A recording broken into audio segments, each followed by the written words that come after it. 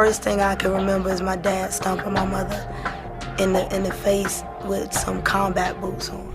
I could always hear her saying, "Please, Dad, don't kill my mom. Please don't kill my mom." At 44, the tragedy of Missy Elliott is beyond heartbreaking. Missy survived a childhood of horrific abuse, then watched the music industry try to erase her face from her own work. Star. You look at TV and you like, okay, I don't see no big woman on this TV, you know, where the big girls at? While fans waited for new music, Missy was fighting a battle that threatened to end everything she'd built. But she couldn't tell anyone. I was scared. Anybody that has Graves' disease, like, you feel like you finna be out of here. And, you know, for me, when you say you gotta take a radiation pill, you think you really finna be out of here. Like, the disease that silenced Missy also forced her to choose between her health and her career. But what she discovered during those missing years would change not just her music, but how she saw herself as an artist forever. So, let's get into it. Melissa Arnett Elliott entered the world on July 1st, 1971, in Portsmouth, Virginia, into what should have been a loving family. Instead, she was born into a nightmare that would shape every decision she'd make for the rest of her life. Her father, Ronnie, was a Marine, a man whose military discipline had twisted into something violent and unpredictable. Her mother, Patricia, worked as a power company dispatcher, trying to hold together a family that was falling apart behind closed doors. The Elliott household was a place where mice ran freely through the walls and across sleeping children. There was no running water, no proper bathroom. Young Missy slept with a pot beside her bed because there was nowhere else to go. When the mice would run across her body at night, her father would beat her with newspapers, as if a child could somehow control the vermin that infested their broken home. But the poverty was nothing compared to the violence. Every day, Missy watched her father's fists find her mother's face. Every night, she went to sleep wondering if she'd wake up to find her mother dead. The first thing I can remember is my dad stomping my mother in the face with some combat boots on. The fear consumed her so completely that she refused to spend nights at friends' houses, terrified of what might happen to Patricia in her absence. When Missy was 8 years old, the horrors multiplied. A 16-year-old cousin began calling her to his house after school. What started as family visits became something else entirely. Day after day, he subjected her that she was too young to understand, but old enough to know was wrong. For an entire year, she carried this secret, adding another layer of trauma to a childhood already destroyed by poverty and violence. The abuse taught her that the people who were supposed to protect her were often the ones who hurt her most. It was a lesson that would follow her into every relationship, every business deal, every moment when she had to decide whether to trust another human being. At 8 years old, Missy Elliott learned that survival meant staying silent about things that were destroying her from the inside. By the time Missy turned 14, the violence in the Elliott household had escalated beyond anything she'd witnessed before. Her father's rage had become a living thing, unpredictable and deadly. On one particular night, that rage finally crossed the line from into attempted murder. Ronnie Elliott pulled a gun on his wife in front of their teenage daughter. The man who was supposed to be her protector pointed a loaded weapon at her mother and declared that this was the end. Missy watched in terror as her father prepared to kill the only person who had ever shown her love. She screamed for him to stop, begging him not to take away the one stable force in her chaotic world. Patricia, exhausted from years of beatings, simply told him to do it. She was ready to die rather than continue living in fear. But Missy's screams had reached her uncle next door, and he rushed over to stop the violence before it became murder. That intervention saved 2 lives that night, Patricia's and Missy's own, because losing her mother would have destroyed whatever was left of her will to survive. The incident was the final straw. Family members who had watched the for years finally took action. They came to the house while Ronnie was away and loaded everything the Elliott women owned into a truck. When Missy and her mother fled that night, they left Ronnie with nothing but a fork, a spoon, and a blanket. It was their small act of revenge against a man who had taken everything else from them. But freedom came with its own terror. Missy was convinced her father would hunt them down and kill them both for leaving. She lived in constant fear that he would appear around every corner, that every knock on the door might be their last. The escape that should have brought relief instead brought a new kind of psychological torture. The endless waiting for violence that might never come. Years later, Missy would say that watching her mother find strength in leaving gave her own strength. But in those first months after their escape, she was just a traumatized teenager who had seen too much and still carried secrets that were eating her alive. Music became Missy's escape from the memories that haunted her. While other teenagers worried about grades and popularity, she shut herself in her room and performed for an audience of dolls, dreaming of stages and screaming fans. But when that dream started becoming reality in the early 1990s, she discovered that the music industry had its own forms of violence. In 1993, Missy wrote and rapped on a single for Raven-Symoné called "That's What Little Girls Are Made Of."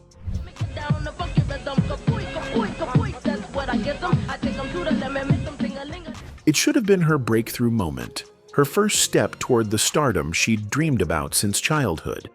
Instead, it became her first lesson in how the industry would try to erase her. When it came time to film the music video, executives decided that Missy didn't fit their image. They brought in a light-skinned, slender model to lip-sync the verses that Missy had written and performed. The rejection cut deeper than any physical violence she'd endured. These weren't random strangers criticizing her appearance. These were industry professionals telling her that her talent wasn't enough to overcome what they saw as her physical shortcomings. They could use her mind and her voice, but they didn't want her face associated with the music she created. Record executives told her repeatedly that she should stay behind the scenes. They praised her songwriting abilities and acknowledged her talent, but made it clear that she wasn't pretty enough, thin enough, or light enough to be the face of her own work. Some suggested she pursue a career as a writer and producer, where her appearance wouldn't matter. The message was clear: you can create magic, but you can't be seen creating it. Each rejection reinforced the trauma of her childhood, the feeling that she wasn't worthy of love or respect just as she was. But instead of destroying her, the industry's cruelty fed a rebellion that had been building since she was 8 years old. Every time someone told her she wasn't enough, she became more determined to prove them wrong. The little girl who had survived and watched her father try to murder her mother wasn't going to be stopped by music executives who thought she wasn't pretty enough for television. She was going to force them to see her, whether they wanted to or not. By 1997, Missy had broken through every barrier the industry had tried to erect around her. Her debut album, Supa Dupa Fly, proved that audiences didn't care what record executives thought about her appearance. Me, I'm super fly, super duper fly, super duper fly. The futuristic sounds she created with Timbaland revolutionized hip-hop and R&B, while her innovative music videos changed what was possible in visual storytelling. But success brought new forms of suffering.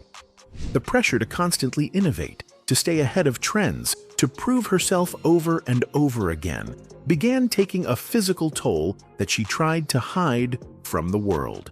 She worked 18-hour days in the studio, perfectionist sessions that left her exhausted and anxious. Every project had to be better than the last, every video more groundbreaking, every song more revolutionary. Is it worth it? Let me work it. I put my thing down, flip it and reverse. The workload was crushing her nervous system, but she couldn't slow down. In an industry that had reluctantly accepted her, any sign of weakness could be used to push her back into the shadows. She had to be twice as good as her male counterparts, twice as innovative as her female peers, twice as productive as anyone else in the game. Sleep became a luxury she couldn't afford. Proper meals were replaced by whatever could be grabbed between recording sessions. Exercise disappeared from her routine entirely. Her blood pressure spiked from the constant stress, but she kept pushing forward because stopping meant giving her enemies the satisfaction of watching her fail. That was a difficult time. Yeah. Difficult, very difficult.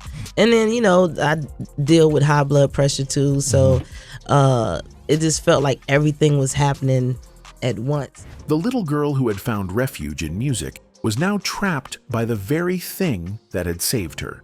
The industry that had rejected her appearance was now demanding that she sacrifice her health to maintain her position. She was successful beyond her wildest childhood dreams, but that success was slowly killing her.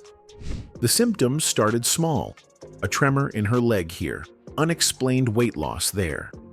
She ignored them because acknowledging weakness wasn't an option. But her body was trying to tell her something that her mind refused to accept. She was running on empty, and eventually, even the strongest person breaks. I couldn't even write the words down because your nervous system breaks down, so you shake so bad. In 2008, 17 years after entering the music industry, Missy's body finally rebelled against the punishment she'd been inflicting on it. She was driving when her leg began jerking uncontrollably.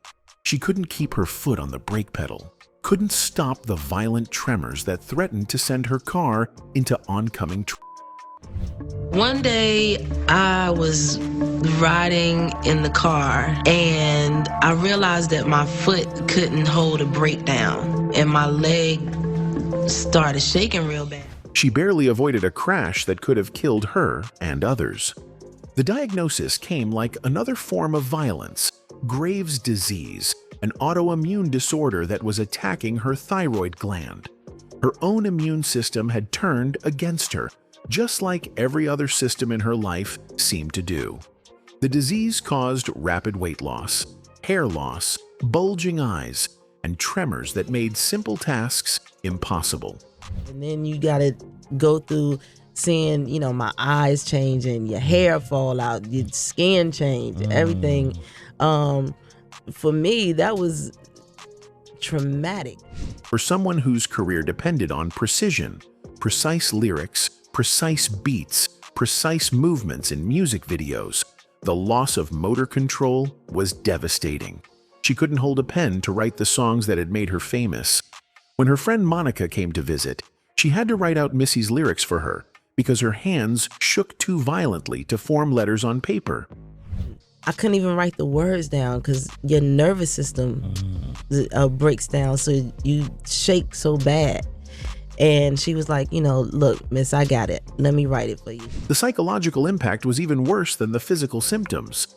This was a woman who had survived childhood, domestic violence, industry rejection, and the crushing pressure of fame.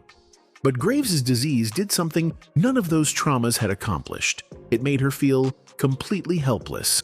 She disappeared from the public eye for nearly a decade, not because she wanted to, but because she had no choice. The symptoms were too severe to hide, too unpredictable to work around. The woman who had always fought back against every obstacle in her path was forced to surrender to something she couldn't punch, couldn't outsmart, couldn't overcome through sheer determination. The disease robbed her of the very things that had defined her: her creativity, her energy, her ability to connect with audiences through music. For someone whose entire identity was built around being a musical innovator, the silence was more painful than any childhood trauma she'd endured. While Missy battled Graves' disease in private, the music world suffered a loss that would haunt her for the rest of her life. On August 25, 2001, Aaliyah Dana Houghton died in a plane crash in the Bahamas. She was just 22 years old at the peak of her career, and she had been like a little sister to Missy for over 5 years. My friendship with Aaliyah was always like, this is my little sister. There's not a day that goes past that I don't think about her. Missy talks about Aaliyah. Their friendship had begun as a professional collaboration when Missy and Timbaland were brought in to work on Aaliyah's second album, One in a Million. What was supposed to be one song turned into 8 tracks that revolutionized R&B.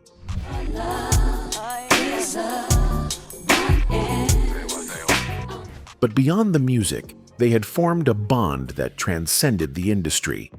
Aaliyah was one of the few people who saw past Missy's tough exterior to the vulnerable person underneath.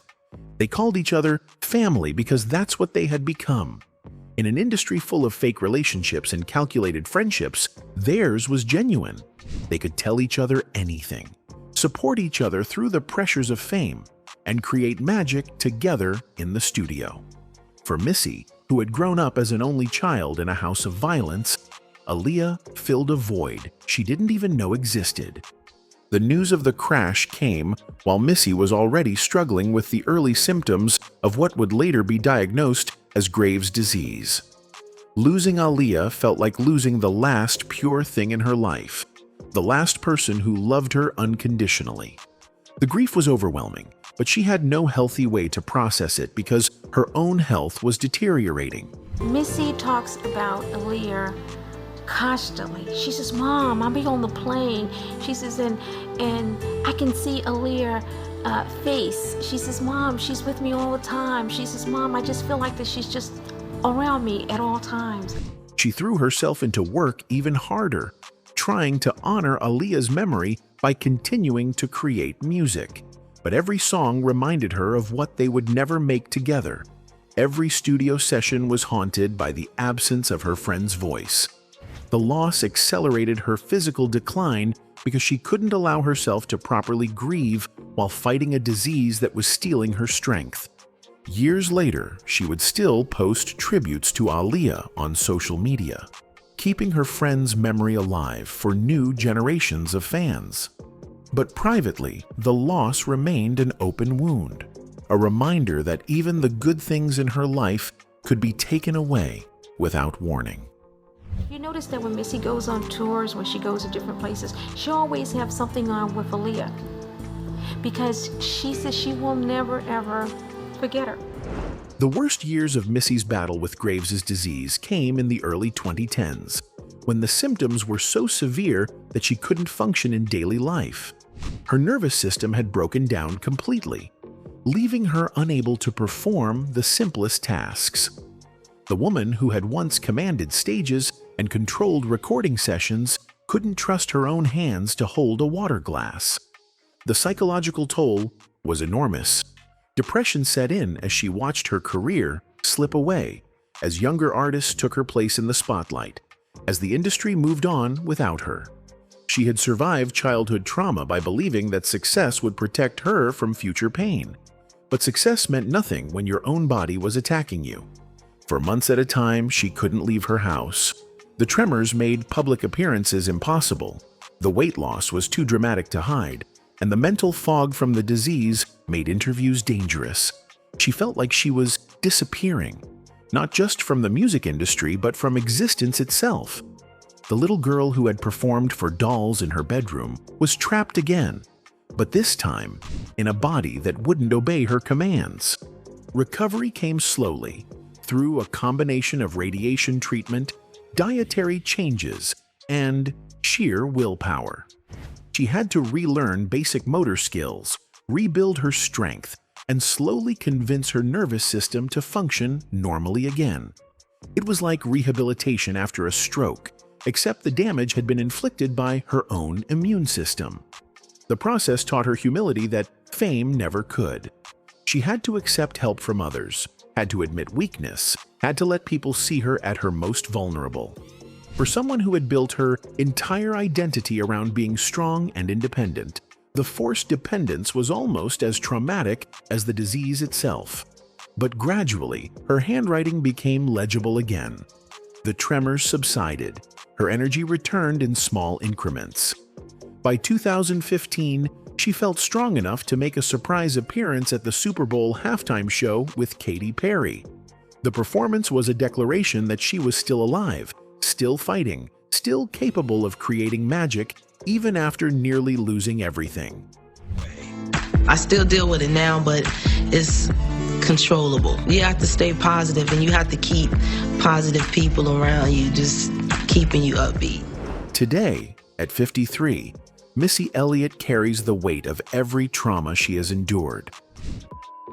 From her childhood, the domestic violence she witnessed, the industry rejection, the devastating illness, all of it lives in her body and shapes how she moves through the world. But somehow, instead of breaking her, these experiences have forged her into something unbreakable. She manages her Graves' disease through diet and exercise, staying off medication through careful attention to her body's needs. She hikes thousands of steps every morning, drinks more water, avoids processed foods, and listens to the signals her nervous system sends her. The discipline required to maintain her health has become a form of meditation, a way of honoring the body that has carried her through so much suffering. In 2024, she embarked on her first headlining tour at age 52, proving that it's never too late to claim what's yours. The Out of This World tour celebrates not just her music, but her survival, her refusal to let trauma define her limitations. The great thing about this tour is I'm not the headliner. God is the headliner. He has went through every venue and already blessed it. Every night on stage is a victory over the diseases and demons that tried to silence her voice. She continues to mentor younger artists, particularly women who face the same industry barriers she once encountered. Her support isn't just professional, it's personal, rooted in her understanding of how the music business can chew up and spit out anyone who doesn't fit the mold. She sees herself in every young woman who's told she's not pretty enough, not conventional enough, not marketable enough. The little girl who once performed for an audience of dolls now performs for stadiums full of fans who understand that her music came from places of pain most people never experience. Every song is a testimony to survival. Every beat a heartbeat that refused to stop despite everything that tried to silence it. She has said that every morning she wakes up grateful to be alive and in good health. For someone who has stared death in the face multiple times through childhood violence, industry cruelty, and autoimmune disease, each day of feeling good is a gift she doesn't take for granted. Anyway, that's it for the video, folks. Bye.